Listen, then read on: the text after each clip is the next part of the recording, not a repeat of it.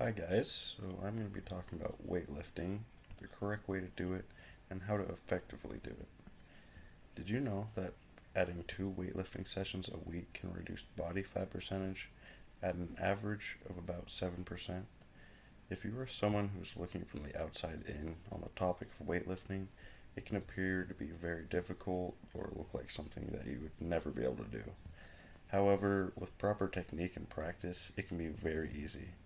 Weightlifting does require a lot of practice in order to safely and effectively do it, but once you master it, results do come quickly.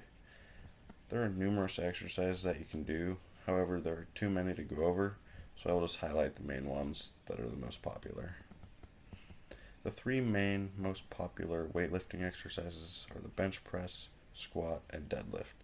Many people consider them to be the most effective exercises for building muscle because they are all compound lifts, which means that they use multiple muscles in the muscle group to accomplish.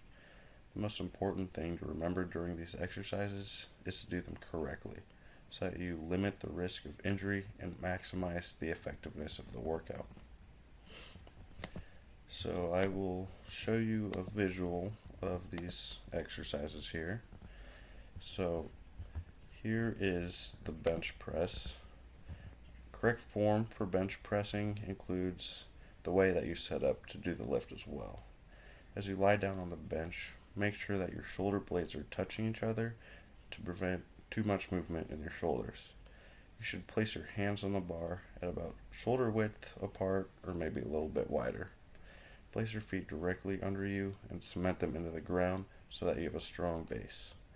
To complete the lift, you unrack the bar, bring it down to your chest, and then push the bar up to where you started. Bench press mainly uses your chest or pectoral muscles, as well as your triceps. So now for the squat. The squat is just as important as a bench press, as it uses your leg muscles instead of your chest muscles. It's mainly your quads and your hamstrings. To perform a squat, one would stand under the bar and place it above the shoulder blades in a comfortable spot. Hand placement on the bar for squat is mostly personal preference because foot placement is more important. You should have your feet a little outside of shoulder width, sort of to a point where you feel like you can go all the way down in your squat. Completing a squat is very simple. You just have to unrack the bar on your back, inhale as much air as possible, and bend your knees to 90 degrees at the very least. Once you've gone all the way down into your squat, push down into the ground with your legs and stand up tall, exhaling all your air once you get back to where you started.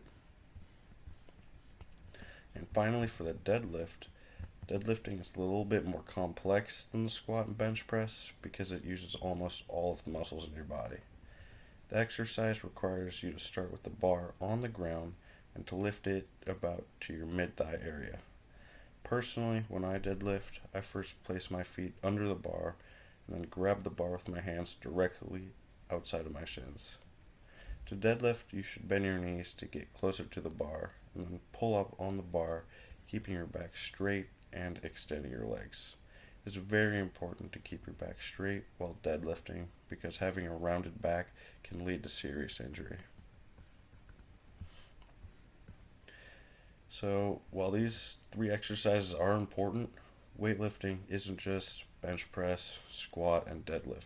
There are many isolation exercises that are also known as accessory or single joint exercises, and they're meant to focus on one muscle at a time. Instead of working on an entire muscle group, you may only want to focus on your shoulders or your calves. Isolation lifts also allow you to strengthen a smaller muscle that could be preventing other muscles around it from benefiting. Weightlifting also has numerous health benefits.